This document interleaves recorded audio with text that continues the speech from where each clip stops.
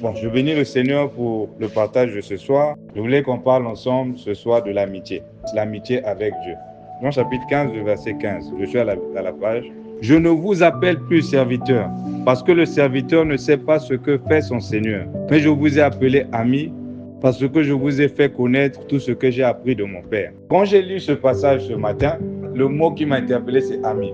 C'est quoi un ami? Dans mes recherches, j'ai défini l'amitié comme étant une relation affective et sociale. Mais en l'occurrence, on va parler de l'amitié avec Dieu.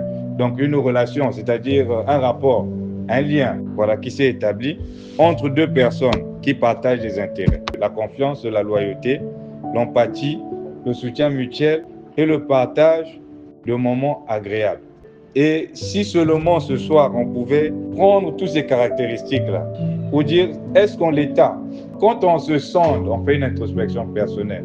Est-ce qu'on peut dire aujourd'hui, en l'état actuel, que nous sommes des amis de Dieu, ou Dieu nous considère comme étant ses amis? Vu l'état de ma relation en ce moment avec Dieu, je peux tromper les hommes en face de moi, mais Dieu, il connaît, il me connaît, et je me connais. Si réellement nous pouvons travailler à appliquer toutes ces notions ou tous ces concepts qu'on vient de citer et essayer de projeter ce que serait notre relation avec Dieu. Parce que dans ce passage, on dit, je ne vous appelle plus des serviteurs, mais je vous appelle des amis, mes amis. La Bible dit que deux personnes ne marchent pas ensemble si elles ne se sont pas accordées. Si vous n'avez pas les mêmes intérêts, vous ne pouvez pas être amis. Il y a des gens qui ont commencé à traîner ensemble, à se fréquenter, parce qu'elles se sont partagées des expériences et elles se sont reconnues.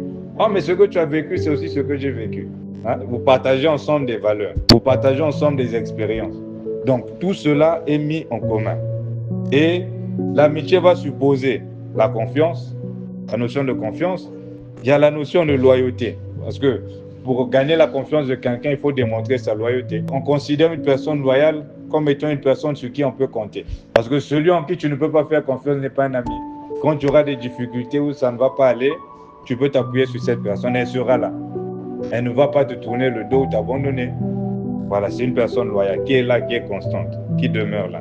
Il y a la notion d'empathie. L'amitié, c'est le fait de s'apporter du soutien mutuellement. C'est-à-dire que c'est la personne qui sera sensible à ce que tu vis ou ce que tu pourras partager. Vous voyez, c'est le fait de partager des moments agréables avec cette personne.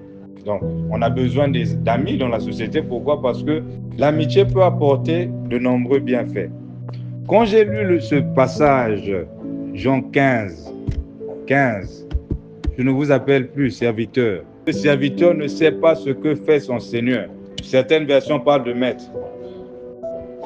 Mais je vous ai appelé ami parce que je vous ai fait connaître tout ce que j'ai appris de mon Père. Les disciples avaient reçu une promotion. Je ne vous appelle plus mes serviteurs. Vous êtes mes serviteurs. À partir de maintenant, je ne vous appelle plus. Donc plus. Donc à partir de maintenant, ça point est fait. Je ne vous appelle plus mes serviteurs. En fait, c'est une relation qui s'approfondit. Donc vous entrez dans une autre dimension. Vous n'êtes plus mes serviteurs seulement, vous devenez mes amis.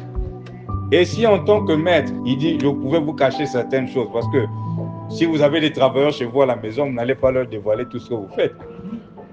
J'ai tel projet immobilier, je veux acheter une nouvelle voiture à ma femme, je veux voyager. Depuis quand il nous arrive l'idée même d'aller raconter ça à notre travailleur, notre ménagère, notre gardien, vous voyez. Parce que c'est un serviteur. Il y a certaines choses auxquelles il n'a pas accès. Mais on peut se confier quand c'est l'ami.